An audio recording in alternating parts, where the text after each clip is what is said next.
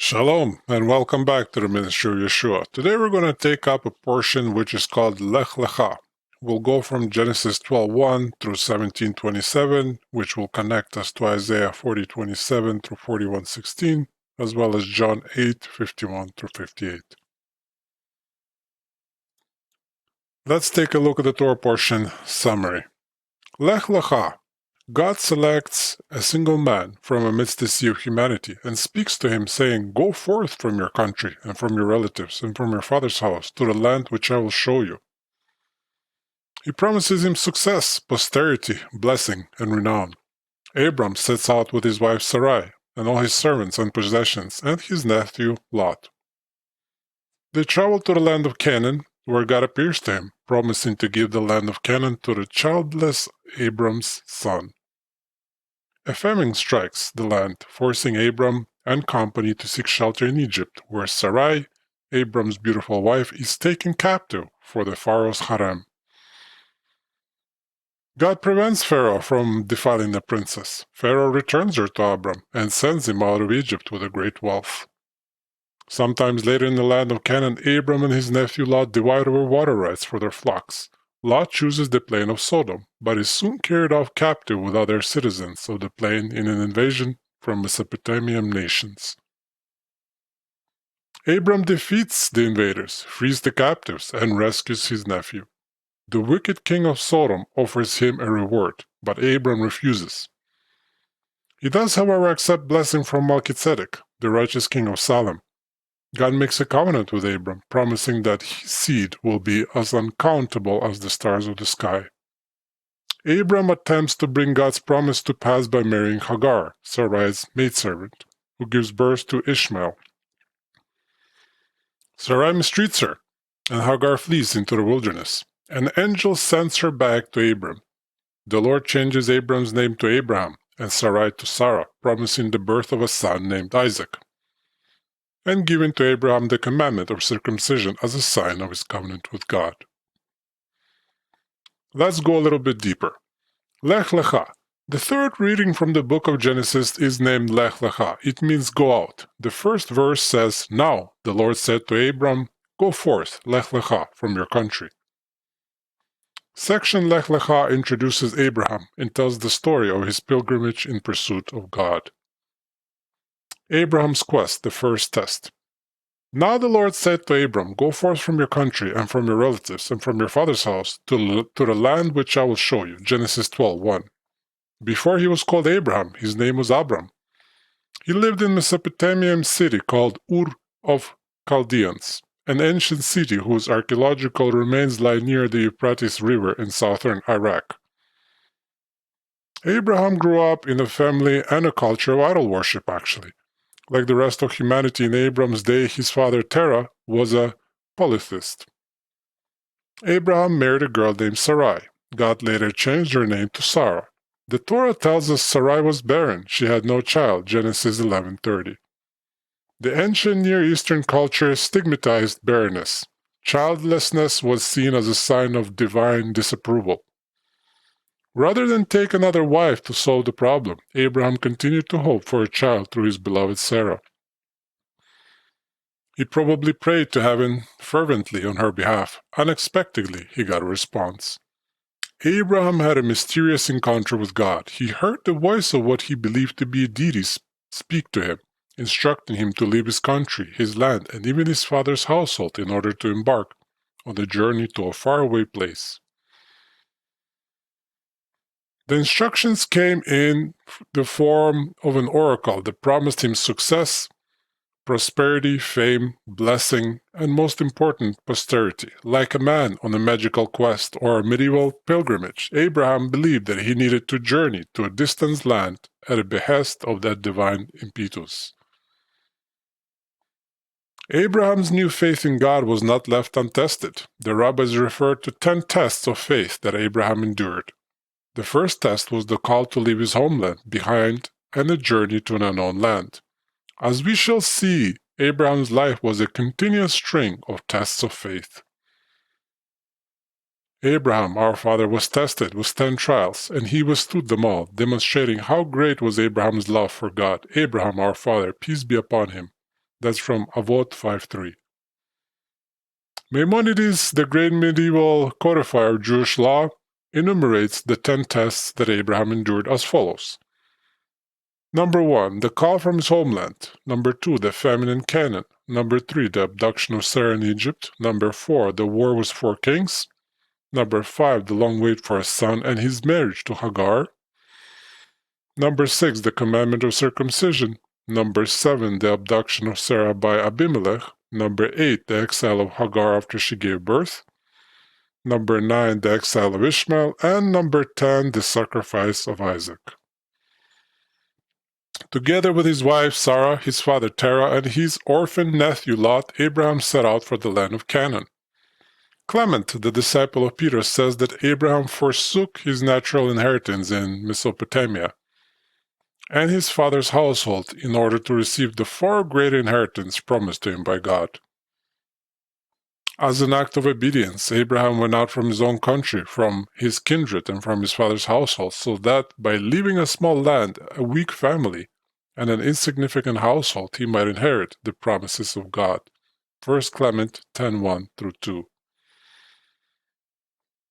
This is not to say that Abraham's inheritance was small or that his family was actually insignificant in human terms. For all we know, Abraham's family may have been very wealthy and powerful.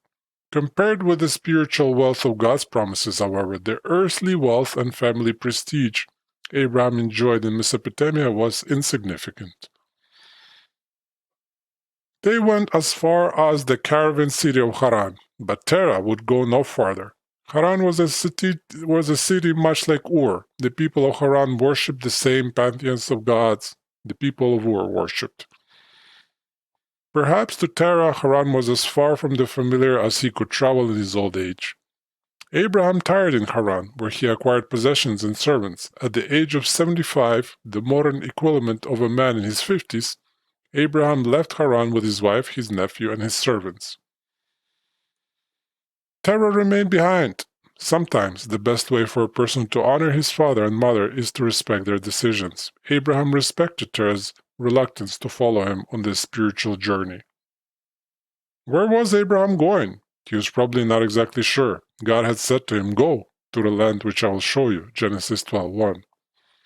When he arrived in the land of Canaan, the Lord appeared to him in a vision at Shechem and said, "To your descendants I will give this land," Genesis 12:7. Only then did Abraham know that Canaan was the promised land that he had been seeking. Abraham the mystic. The Lord appeared to Abraham and said, "To your descendants I will give this land." So he built an altar there to the Lord who had appeared to him, Genesis 12:7. Somehow, in some fashion, God appeared to Abraham and spoke to him. It may have been a vision or a dream, or it may have been a frightening encounter with the supernatural. Was it real?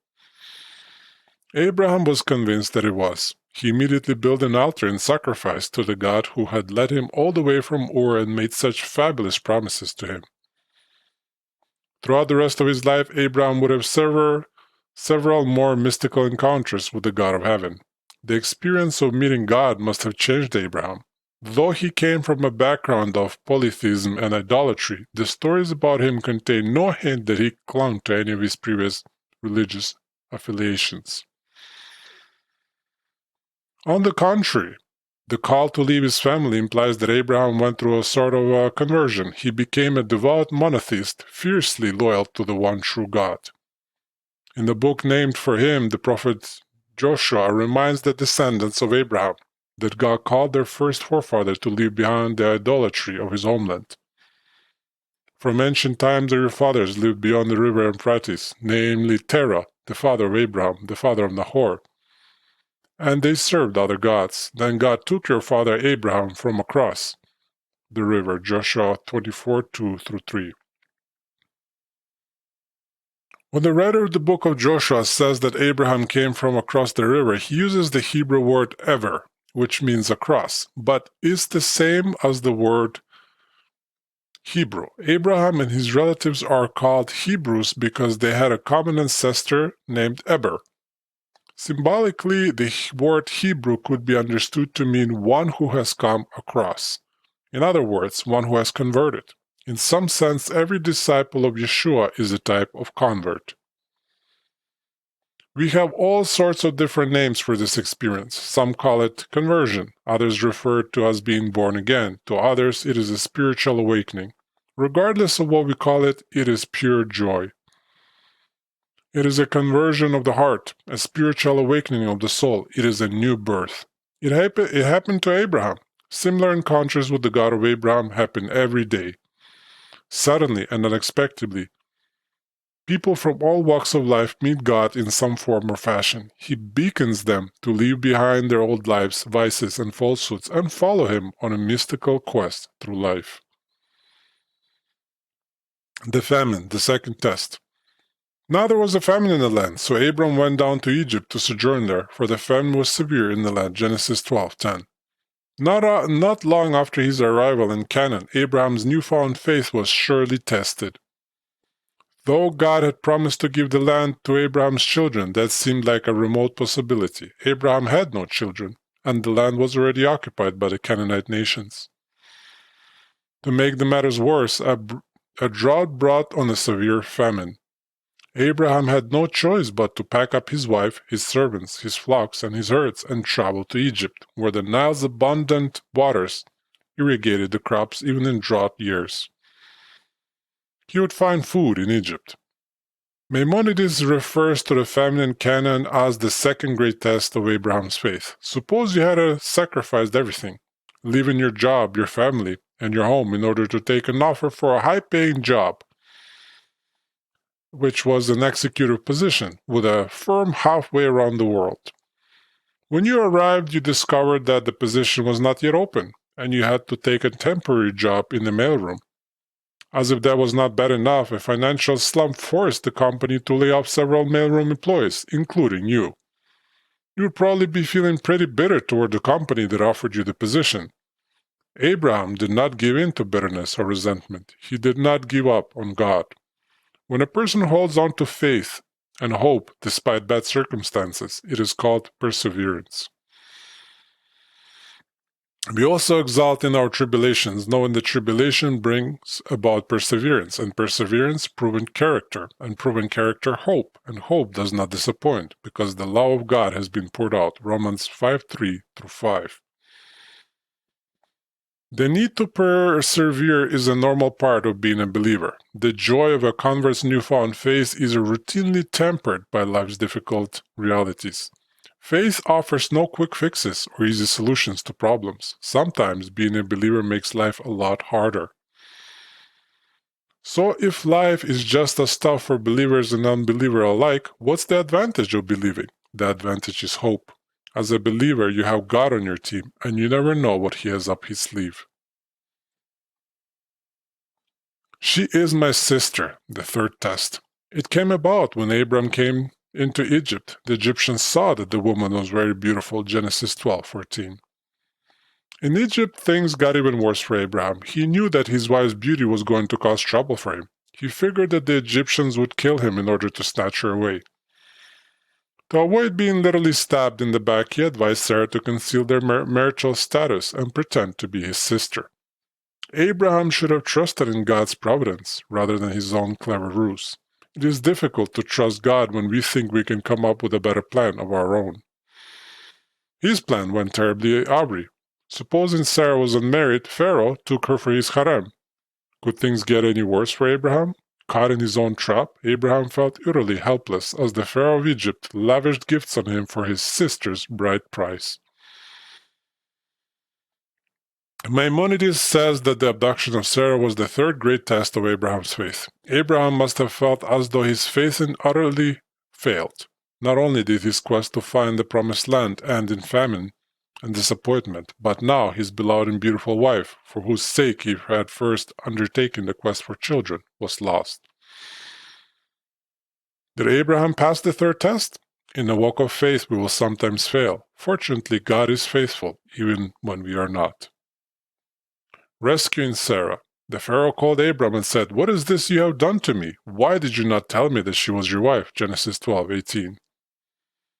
God takes marriage very seriously. In the Bible, adultery is a sin punishable by death. Today, people change partners and spouses more often than their apartments and houses. Nevertheless, God has not changed how he feels about marriage. He still holds the marriage union as sacred. Pharaoh never did get around to consorting with his latest bride. Rather than let Sarah's marriage be defiled, God struck down suspecting Pharaoh and his household with a painful, disabling disease. The disease with which God smote Pharaoh and his household was an ominous harbinger of the plagues with which he would smite Egypt in the days of Moses. This is a good example of how something seemingly bad can actually be meant for good. Pharaoh probably could not see any good in the fact that he was sick with some awful disease, but that disease spared him from committing a great sin. Pharaoh probably consulted with his wise men and priests who identified the phenomenon as some sort of divine disfavor. They determined that Sarah, the new addition to his household, must be the source of the problem. Then they put two and two together and realized she must have been a married woman. Pharaoh's affliction was a punishment for attempting to transgress the bounds of marriage. Pharaoh returned Sarah to Abraham. As compensation, Pharaoh let Abraham keep the gifts he had given him and sent him out of the land. Abraham left Egypt a much wealthier man. The quarrel was Lot. So Abraham said to Lot, "Please let there be no strife between you and me, nor between my herdsmen and your herdsmen, for we are brothers." Genesis 13:8. Abraham and his nephew Lot both had herds and flocks. In the land of Canaan, water was limited, and the two kinsmen found it impossible to stay together. Their herdsmen quarreled over grazing territory and water rights. In this relationship, Abraham was Lot's senior. He was clearly in a position of authority over Lot. He could have sent Lot away, sent him back to Haran, or assigned him to any scrap of ground he chose. Instead, Abraham elected to give Lot the first choice of territory and to be content with whatever remained. Do nothing from selfishness or empty conceit, but with humility of mind regard one another as more important than yourselves. Do not merely look out for your own personal interests, but also for the interests of others. Philippians 2:3-4.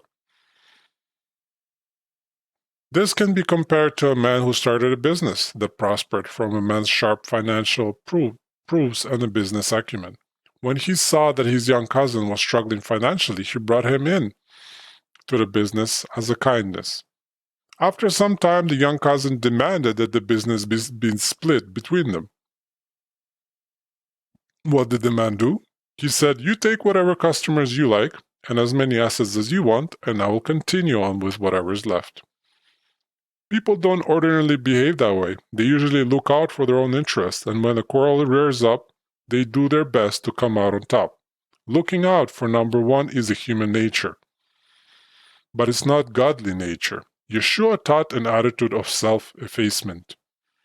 Do not resist an evil person, but whoever slaps you on your right cheek, turn the other to him also. If anyone wants to sue you and take your shirt, let him take your coat also. Whoever forces you to go 1 mile, go with him 2. Give to him who asks of you, and do not turn away from him who wants to borrow from you. Matthew 5:39-42. By giving Lot the first choice of the land, Abraham exemplified the spirit of humility and heart of love that Yeshua described. To Abraham, preserving peace between brothers was more important than success or prestige. Predictably, Lot chose the best land for himself. Lot was not wicked. He was a normal sort of person, self-serving and looking out for his own interests. Abraham was not normal. The disciples of Abraham, our father, are generous, poor in spirit, and humble. The land of Canaan. Arise, walk about the land through its length and breadth, for I will give it to you. Genesis 13:17. Shortly after separating from Lot, Abraham had another mystical encounter. The Lord saw how Abraham had dealt graciously with Lot, giving him the first choice of the land. He rewarded Abraham by appearing to him and offering him a word of comfort.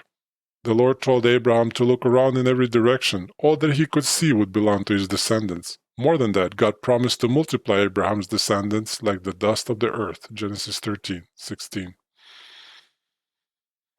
The Holy Land, the land of Canaan, is a geographical center of the Bible. Most of the events recorded in the 66 books of the Bible occur in this land. The land is called by many names: Canaan, Palestine, the Holy Land, the Promised Land, the land of milk and honey, the land of Israel. It is a small strip of land, no more than 80 miles at its widest and 160 miles from top to bottom. It lies along the eastern seaboards of the Mediterranean, sandwiched between the sea and the desert. I was once discussing God's hand in history and prophecy with a friend of mine. He said, "I find it hard to believe that the fate of the entire world hangs upon the events surrounding a little strip of land in the Middle East. It is hard to believe, but it's true. The land of Israel is a strategic prize because it forms the land bridge between the great continents of Europe, Asia, and Africa. It is a highway between civilizations. When armies of the ancient world mobilized against one another, they inevitably marched through the land of Israel. When people of the ancient world engaged in trade or commerce with one another, the caravans and trade routes passed through the land of Israel. These factors combined to make it difficult to hold on to the land of Israel. There was always some army marching through, or some king trying to control a trade route, or some empire demanding allegiance. The terrain and climate of the land varies in its extreme. Rain is scarce throughout the land, making it semi-arid and hard to raise crops. The south is hot and dry, even desert-like. The hill country is rugged and stony, making agriculture difficult. The Jordan Valley is almost semi-tropical. The plains of the lowlands and the fertile Jezreel Valley produce abundant agriculture when rainfall is adequate. The whole of land is blessed with an abundance of rocks. The land is difficult to defend, difficult to travel, difficult to build on, and in many places difficult for producing agriculture. Why would God promise such a rugged and difficult scrap of territory to Abraham? If he really wanted to give Abraham something fabulous, why not promise him Egypt and the Nile, or Mesopotamia and the Euphrates? That's where the great civilizations thrived. God wanted to give Abraham a land in which his children would be dependent upon him. They would depend on him for adequate rain. They would depend on him for defense from invaders. It takes tenacious faith to live in a land like that. Perhaps God chose that land because of its strategic position, sitting at the crossroads of nations and continents. It was an ideal place from which the message of the kingdom of heaven could spread to every people. It seems the land of Israel is always in the news. Nations still fight to possess it. The tiny scrap of land is perpetually at the center of the world's attention.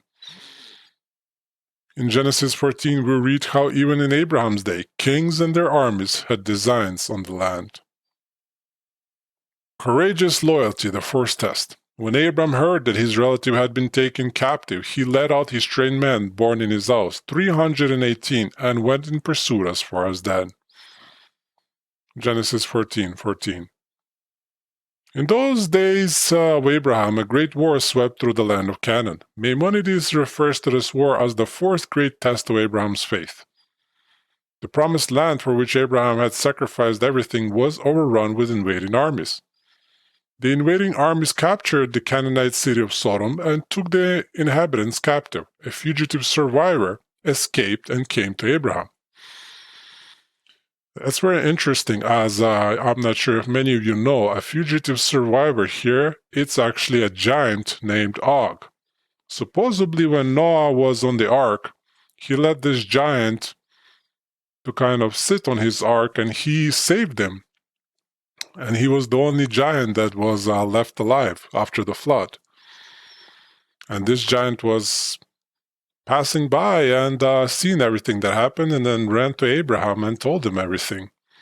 But he also, well, there is a teaching that he also had an evil plan. The reason why he told Abraham of everything that happened, because he wanted to marry his wife Sarah. So he was hoping that Abraham would go on a pursuit and would be killed so that he could marry his wife. It's a very interesting story. So he told him that his nephew Lot was among the captives. There was a little that Abraham could do about it. After all, he did not have an army at his command. Besides, Lot had it coming. Abraham could have said that's what he gets for claiming the best of the land for himself. The Lord has repaid him for his greed. But he did not. Instead, he demonstrated courageous loyalty. He immediately gathered the able-bodied men in his household and the Canaanite neighbors who would assist him and set off in pursuit of the invaders. This can be compared to a man whose ne'er-do-well cousin cheated him in a joint business venture. Later on, the man heard that a run of bad luck was forcing his cousin's business under. What does the man do? He sets aside his ill will and lends his cousin the money to stabilize the business. That's the kind of person Abraham was. God honored Abraham's selflessness. Though Abraham went up with only 318 men against a much larger army, God delivered the enemy into his hands. Abraham rescued his nephew and all the prisoners. He returned from the battle with his prisoners and all the plunder the invaders had taken. Melchizedek's blessing. And Melchizedek, king of Salem, brought out bread and wine. Apparently, Abraham was not the only monotheist in the world. Melchizedek, a king of Salem, is called a priest of God Most High, Genesis 14:18. Melchizedek means king of righteousness. And this king of righteousness, Melchizedek, supposedly it was actually Shem, the son of Noah, that was still alive and was almost like a priest in the city of Jerusalem. And Abraham also gave a tenth of everything to this king Melchizedek. And that's an important point because the whole giving tenths of your income actually came from this line. So it did not come from the line of Malachi, which most of you know, but it came from this scripture where Abraham gave the tenth of his possessions to this king Melchizedek. And that's why we're told to give the tenth of our income. As well as his son ECHAD did the same, and as well as Yaakov, he also gave the tenth to God. So that's truly where giving the tenth comes from. It does not come from the line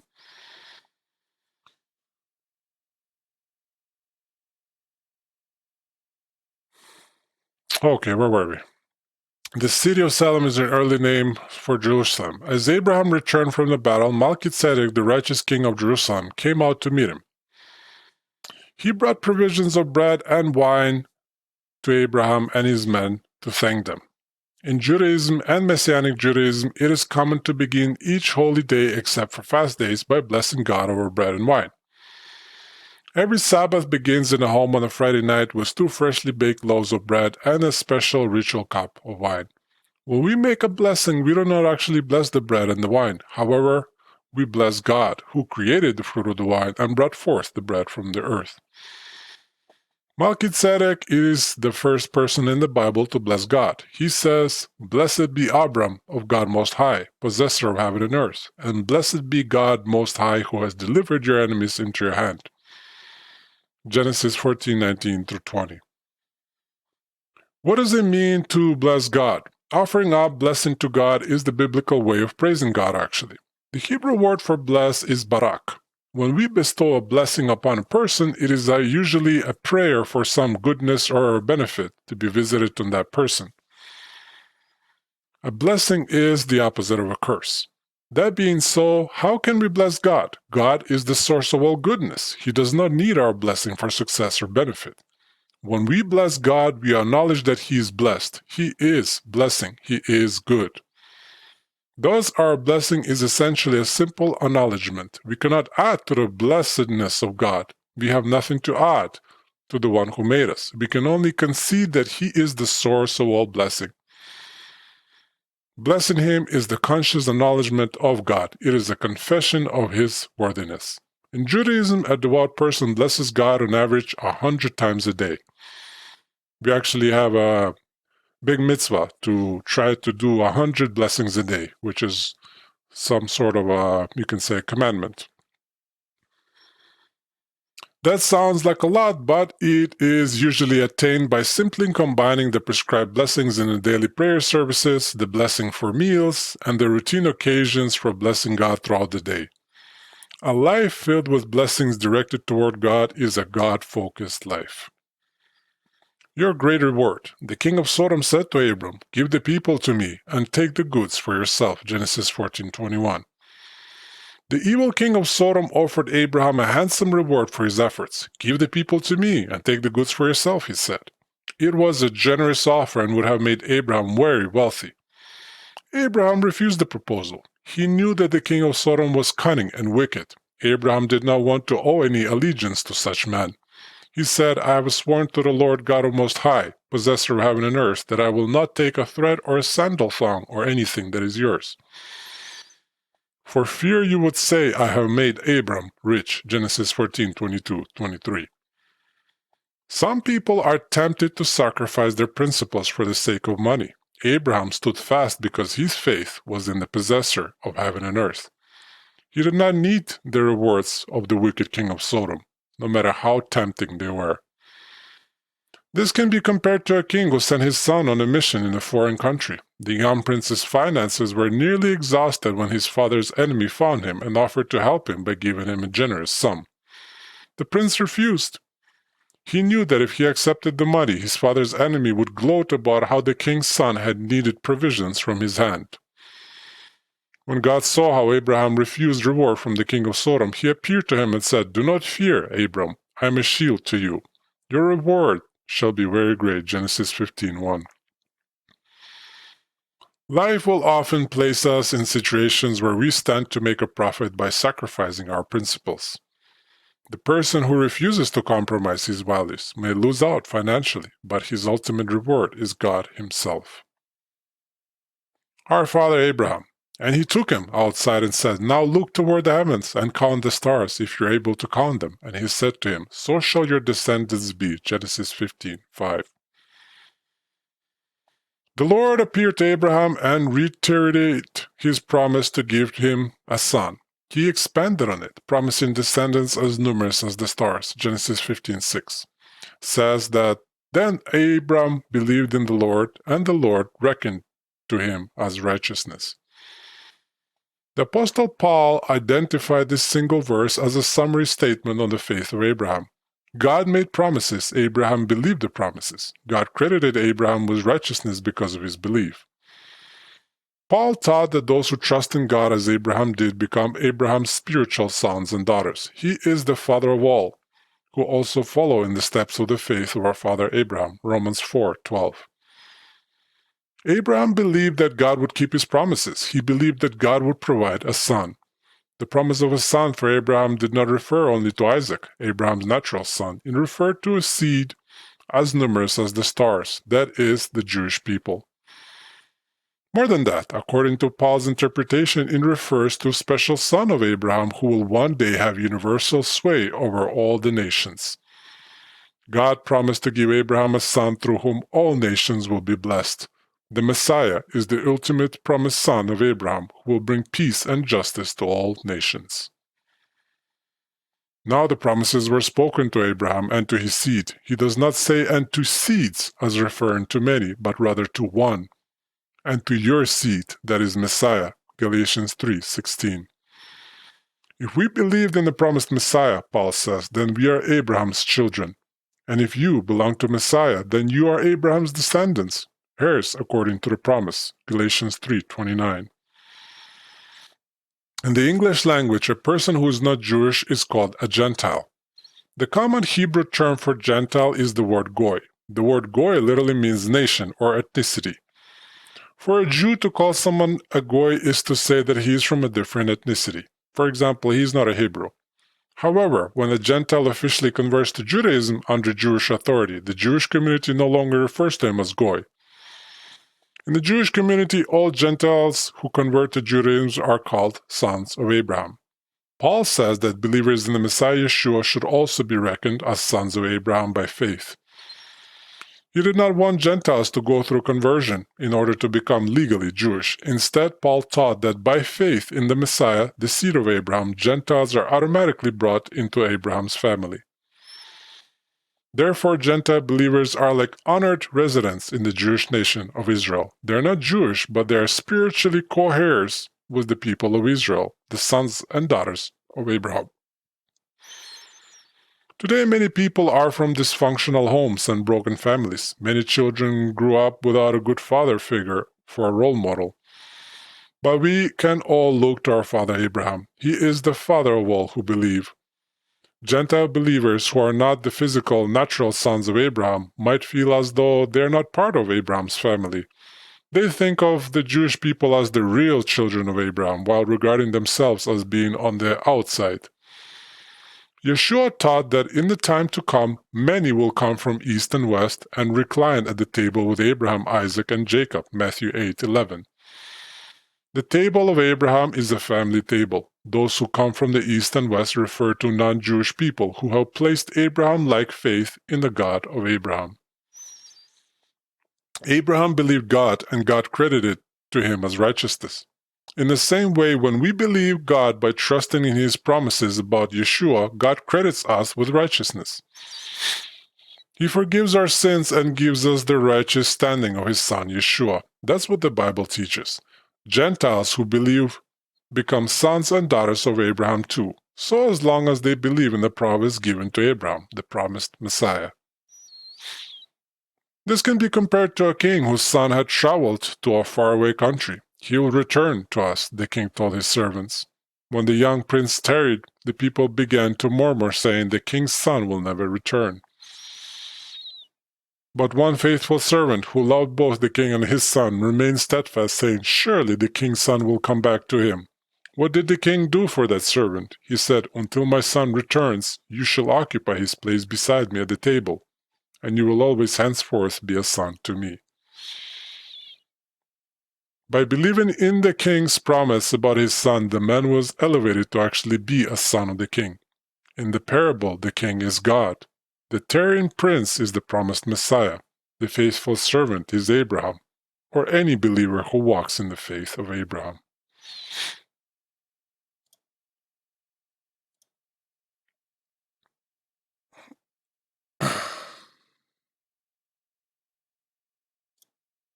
Covenant between the parts. Then he brought all these to him and cut them in two, and laid each half opposite the other, but he did not cut the birds. Genesis 15:10. God made a covenant with Abraham. Remember the covenant God made with Noah and all the living things in the previous Torah portion? A covenant is a formal relationship guaranteeing promises and defining terms and conditions for both parties. It can be compared to a wedding vows in the marriage ceremony. In an ancient world, a covenant partner was called a friend. After God made a covenant with Abraham, Abraham became the covenant friend of God.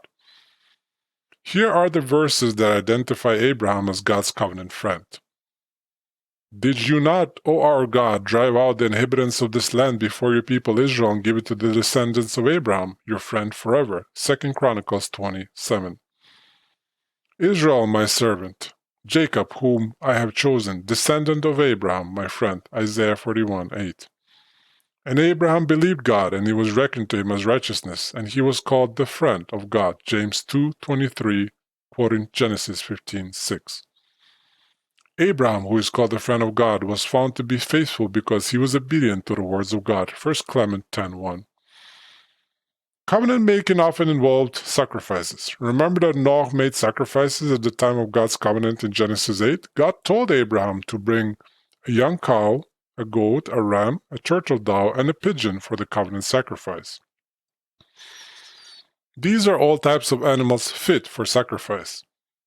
Abraham cut them in two and laid their parts opposite each other. Rashi explains that this was a part of an ancient covenant-making ritual. The parties making a covenant would cut and divide the sacrificial animals and then walk between the divided parts to symbolically take on the obligation of the covenant. Because God was cutting a covenant with Abraham to keep his promise to give to his children the land as an inheritance, as it is written, Genesis 15:18, "On that day the Lord made a covenant with Abraham, saying, to your descendants I have given this land." And it was the custom of those cutting a covenant to divide an animal and to pass between its parts, just as it says in Jeremiah 34:19. "All the people of the land who passed between the parts of the calf." So too it says in Genesis 15:17, "A smoking oven and a flaming torch which passed between these parts. Rashi on Genesis 15:10. After dividing the animals, Abraham waited for some farther visitation from God. He fell asleep. While he slept, the Lord appeared to him in a vision as a blaze of fire that Abraham could only compare to a smoking oven and a flaming torch. In this flaming form, the Lord passed between the animal parts, signifying his commitment to his covenant with Abraham. Building a family, the fifth test. So Sarai said to Abram, "Now behold, the Lord has prevented me from bearing children. Please go into my mate. Perhaps I'll obtain children through her." And Abram listened to the voice of Sarai, Genesis 16:2. Maimonides says that the long wait for the birth of the promised son was Abraham's fifth great test of faith. Abraham's wife Sarah had no hope for having children. Her childbearing years were gone. Like many women in her position, her thoughts turned to consider adoption. She had a handmaid named Hagar who was young and fertile. The best solution, Sarah thought, would be to have Hagar conceive a child for Abraham and bear it on my behalf. What motivated Sarah? Undoubtedly, she knew of the promises God had given to her husband. Abraham's ardent faith in those promises probably felt like a dagger in Sarah's heart. She felt like the obstacle between Abraham and his destiny. How could she watch her husband's hope vanished? In the days of the patriarchs, man practiced polygamy. Abraham was free to take a second wife at any time. In 87 years, however, despite Sarah's barrenness, he had chosen to remain faithful to his one wife. In desperation, Sarah asked Abraham to take her maidservant Hagar as a second wife and impregnate her. She said to Abraham, "Please go into my maid. Perhaps I'll obtain children through her." Genesis 16:2. In the Hebrew, she says, "Perhaps I'll be built through her." She meant the building of a family and a home. Sarah desperately longed to conceive and bear children, and without children she felt like a building left unbuilt, like a blueprint that never executed. Sarah did not have a choice about her barrenness, but many married women today choose to set aside building their family for the sake of career, financial concerns, or independence. It never seems convenient to have children. Strangely, society has begun to look askance at a mother in her early 20s and would prefer women to wait until their 30s to have children. Our mother Sarah would have been grateful to be a young mother. Sarah's plan to have another woman conceive on her behalf seems strange to us, but probably not as strange as our use of artificial insemination and in vitro fertilization would seem to her. Both our methods and her methods are simply ways to build a home when natural methods fail. Abraham's gave in to Sarah's wishes. In this case, it was a mistake. Perhaps he did not pass this test of faith. Rivalry. He went into Hagar, and she conceived, and when she saw that she had conceived, her mistress was despised in her sight. Genesis 16:4. At first, the plan seemed to be working well. Young and fertile Hagar conceived quickly, but Sarah did not feel any joy over the good news. The plan backfired. Instead of bearing a son for Sarah, Hagar regarded herself as a wife in equal standing. The child was to be hers, and Abraham was to be hers. Sarah had taken a risk and lost. Distressed and broken-hearted, Sarah went to Abraham to lodge a complaint and to inquire about his intentions. She said, "May the wrong done me be upon you. I gave my maid into your arms, but when she saw that she had conceived, I was despised in her sight. May the Lord judge between you and me." Genesis 16:5. What would you do if you were Abraham? He had consented to the affair only at Sarah's behest. Now she comes lodging accusations at him, calling down curses on him, and blaming him for her mistake. Most husbands would respond with a sharp rejoinder. "Hey, it was your bright idea, now it's your problem, don't blame me." But Abraham was not like most husbands. Instead of returning Sarah's recriminations, he listened past the verbal abuse and heard the pain of her heart. She was wounded, hurting, and desperately afraid of losing her husband to her maidservant. If only spouses in these troubled marriages that we have today could learn from Abraham's example. Abraham saw that Hagar no longer considered herself Sarah's servant. She considered herself as Sarah's peer. He told Sarah, "Behold, your maid is in your power. Do to her what is good in your sight." Genesis 16:6. Abraham affirmed that Hagar was still subordinate to Sarah. Sarah had not been replaced by a younger woman in Abraham's eyes. Sarah went back to Hagar and treated her harshly. Genesis 16:6. It sounds worse than it is. The Hebrew can be understood to mean that Sarah simply put Hagar back in her place. She probably told her to get back to work and quit with the haughty attitude. "Where have you come from, and where are you going?" He said, "Hagar, Sarah's maid, where have you come from, and where are you going?" And she said, "I'm fleeing from the presence of my mistress Sarai." Genesis 16:8. Few things are more humiliating than being put in your place. Hagar felt demoted. She had come to regard herself as the wife of Abraham in equal standing with Sarah. More than that, she thought of herself as better than Sarah. Whereas Sarah was barren, Hagar was carrying Abraham's child. When Sarah told her about Abraham's decision and forced her to resume her role as maidservant, Hagar felt mortified. Rather than endure the humiliation, she chose to flee into the wilderness. She stopped to drink and rest at a spring beside the road. There an angel of the Lord appeared to her and asked, "Hagar, Sarah's maid, where are you come from and where are you going?" By calling her Sarai's maid, he dispelled her right to an injured ego. She was not a full wife in equal standing with Sarah, as she had supposed. She was Hagar, Sarai's maid. He asked her, "Where have you come from and where are you going?" Hagar answered the first question, but she had no answer for the second. She did not know where she was going.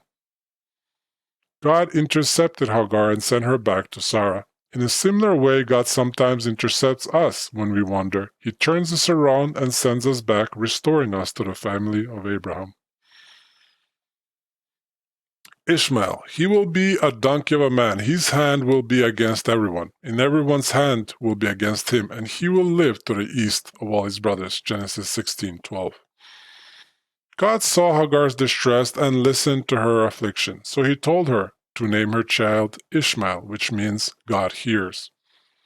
God promised to bless Ishmael with a multitude of descendants, a whole nation. But with this blessing came a dark prophecy. The Lord warned Hagar that her son would be a wild donkey of a man, living in conflict with everyone around him. In Islamic tradition, Ishmael is regarded as the forefather of the Arab people and the rightful heir of Abraham.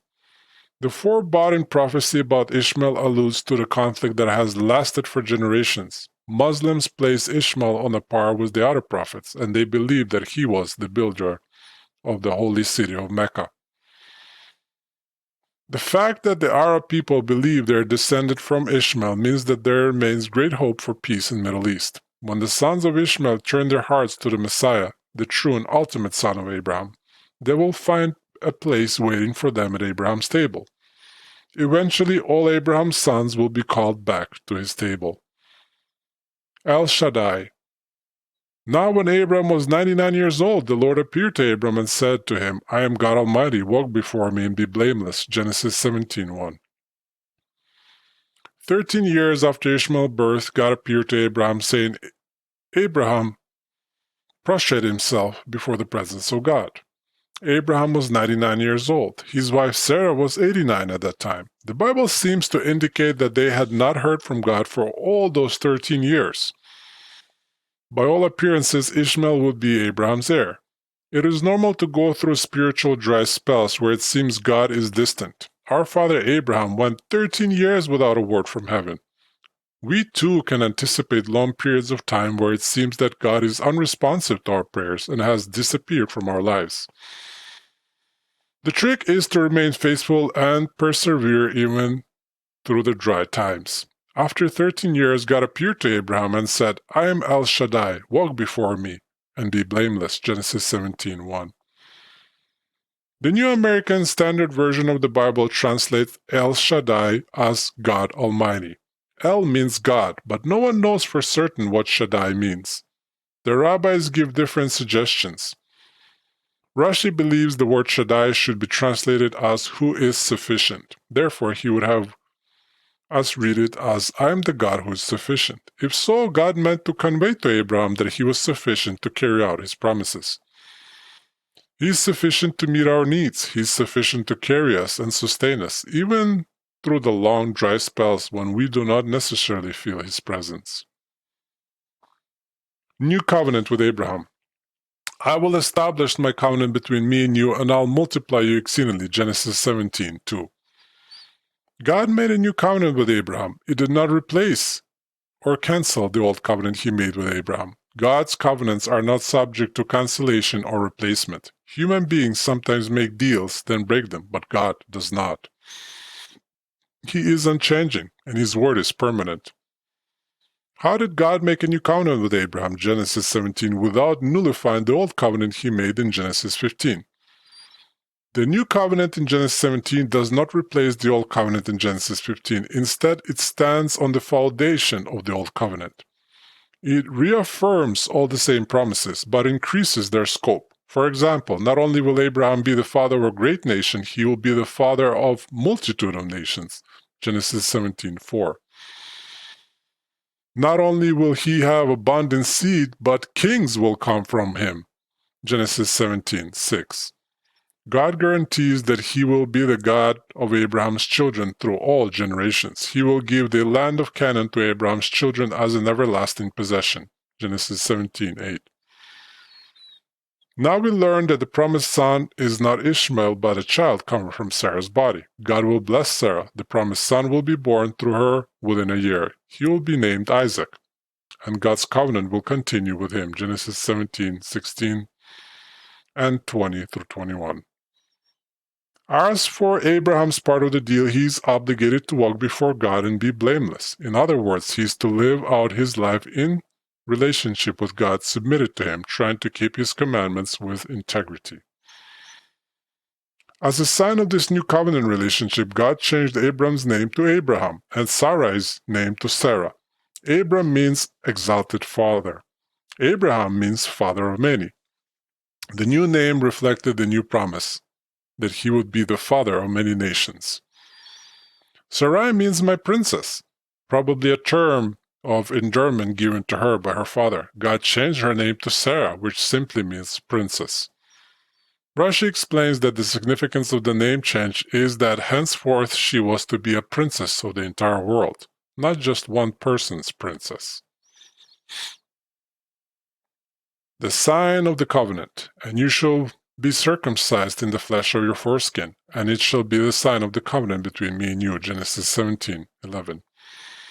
Remember how God gave us the rainbow as the sign of His covenant with Noah? Biblical covenants often have a certain sign that symbolizes the covenant and serves as a reminder to future generations. God gave the rainbow, a sign associated with rain and clouds, to remind us that He promised not to flood the entire earth with rain again. God gave Abraham a sign of His covenant with him too. Since God's covenant promises to Abraham were primarily concerned with reproduction and progeny, God selected the relevant part of Abraham's body for a covenant sign. He gave Abraham and his household the commandment of circumcision, the removal of the foreskin. This unique commandment would serve to remind Abraham's descendants of the covenant between Abraham and his seed.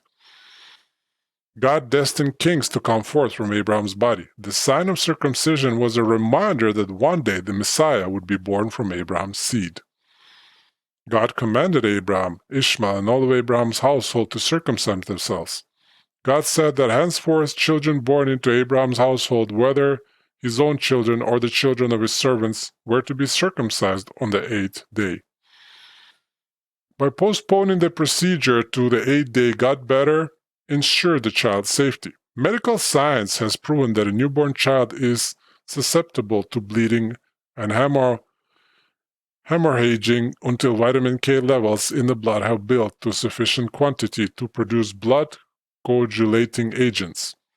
On an average, it takes a newborn 3 to 5 days to produce an adequate amount of vitamin K. By the 8th day, the coagulating agents have reached an ideal level. In Judaism, circumcision is still practiced today. On the 8th day after the baby is born, a ceremony called the Covenant of Circumcision, Brit Milah, takes place. Most Jewish communities have competent rabbis who are called moels, circumcisers, who perform the surgical procedure and conduct a special ceremony. Family and friends gather to celebrate the joyous moment when a precious new baby boy is welcomed into Abraham's family. Blessings are pronounced over the child, and the parents commit the baby to walk in God's covenant. The occasion is usually followed by a festive meal. The Apostle Paul deemed the Gentile followers of Yeshua to be sons of Abraham by virtue of their faith in the Messiah, the seed of Abraham. Some of the Gentile disciples felt they should also undergo circumcision to become Jewish. Paul argued that the commandment of circumcision applied only to the nation descended from Abraham, the Jewish people. Other voices among the early believers and the apostles disagreed with him. They felt that the Gentile disciples should be required to become Jewish. For man, their conversion required circumcision. Once a Gentile was ritually circumcised, he was no longer a Gentile. He became part of the Jewish nation. The problem with this position was that it amounted to saying only Jews can be saved. That's why Paul wrote the epistle to the Galatians. He warned the Gentile disciples against undergoing circumcision for the sake of salvation. The matter was finally decided at a meeting of all the elders and apostles in Jerusalem. You can read about the argument and the decision in Acts 15. Abraham's faith, the sixth test. Now Abraham was 99 years old when he was circumcised in the flesh of his foreskin. Maimonides considers the commandment of Abraham to circumcise himself and his household to be his sixth great test of faith. If Abraham did not believe God's promises, he would not have gone through the painful ritual of circumcision at the age of 99. He was asking a lot, especially considering that God had not yet made good on his promises to Abraham. Abraham passed the test. He did not circumcise himself to become more righteous in God's eyes or in order to earn the fulfillment of God's promises. He already believed God's promises. He believed that God would keep his promises. God had already credited him with righteousness. Abraham circumcised himself as a sign of the covenant, a symbolic gesture indicating that he was already confident in God. It was that faith in God that gave Abraham righteous standing, not circumcision. When we put our faith in God and his covenant promises to Abraham, including the promise of Messiah, God reckons that faith to us as righteous, just as he did for Abraham. We become children of Abraham based on the faith of Abraham, not based on the ceremony or nationality. Yeshua of Nazareth is the ultimate fulfillment of the Abrahamic promises. He is the promised Messiah, the son of Abraham, in whom all nations will be blessed. Men and women from every nation have encountered him, placed faith in him, and have been transformed by him. Those who have done so have been adopted in the great family of Abraham, fulfilling the promise God made to him when he said he would make him the father of a multitude of nations. Genesis 17:5. As children of Abraham, we share in his firm hope, his faith in God, and the promised seed of Abraham. He is the father of all who believe. And that's all for today, guys. Thank you so much for watching. Please drop us a like and subscribe to us for more, as that will bring our videos forth to more people out there so we can also bless them and teach them something new. Also follow our Instagram, which is in the comments of the video. May God bless you and keep you. May he shine his light on you and be gracious to you. May he turn towards you and grant you peace.